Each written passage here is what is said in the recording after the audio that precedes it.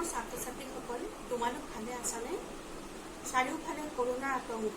আমি সকলো ঘৰৰ ভিতৰত আবদ্ধ। সেইবাবে তোমালোকৰ পঢ়া-শুনা যথেষ্ট ক্ষতি হৈছে। মই তোমালোকক পঢ়াই থকা 603 পেপাৰখনৰ 4ৰ্থ ইউনিটৰ এটা পাঠ দিবলৈ ওলাইছোঁ। এইটো ইউনিটৰ বিষয় হ'ল অসমীয়া ভাষাৰ ৰূপতাত্ত্বিক বিশ্লেষণ। ইয়াৰে এটা অত্যন্ত গুৰুত্বপূৰ্ণ উপবিষয় হ'ল অসমীয়া ভাষাৰ শব্দ সাধন। প্ৰথমতে কওঁ শব্দৰ সাধন আৰু শব্দ সাধনৰ সৰ্গ কি। শব্দৰ সাধন জানিবলৈ হ'লে তোমালোকে মুক্ত ৰূপ বা মুক্ত প্ৰাকৃতি ফ্ৰী মৰ্ফিম আৰু বদ্ধ ৰূপ বা বদ্ধ প্ৰাকৃতি বাউণ্ড মৰ্ফিমৰ বিষয়ে ভালকৈ জানিব লাগিব। ভাষাৰ ৰূপতাত্ত্বিক আলোচনাৰ মূল আধাৰ হ'ল প্ৰাকৃতি মৰ্ফিম। প্ৰাকৃতিৰ দুটা ভাগ, মুক্ত প্ৰাকৃতি আৰু যুক্ত প্ৰাকৃতি।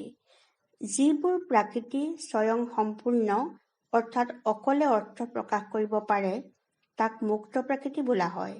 যেনে মানুহ, ফুল, নদী, পাহাৰ আদি শব্দবোৰৰ নিজস্ব অৰ্থ আছে। এইবোৰ মুক্ত প্ৰাকৃতি।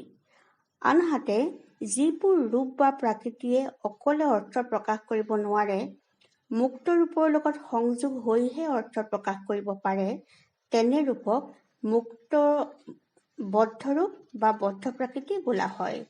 উদাহৰণস্বৰূপে বুদ্ধি এটা মুক্ত ৰূপ।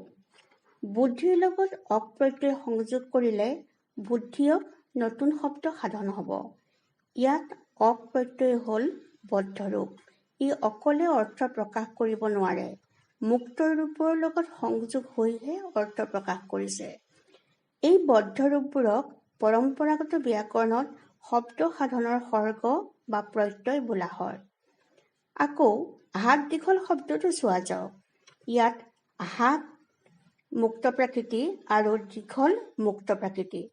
দুয়োটা সংযোগ হৈ হাত দীঘল নতুন শব্দ সাধন হৈছে।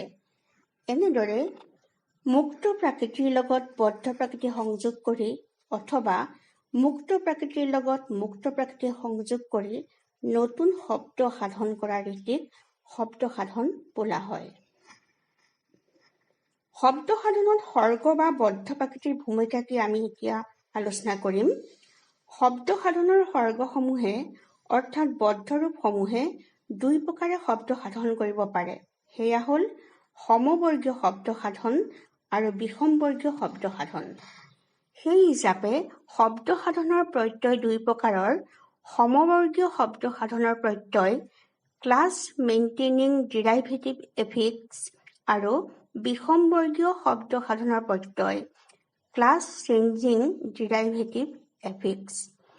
এতিয়া এই সৰ্গ বা প্ৰত্যয়সমূহে কেনেদৰে শব্দ সাধন কৰে অসমীয়া ভাষাৰ পৰা উদাহৰণৰ সৈতে কওঁ। সমবৰ্গীয় শব্দ সাধন।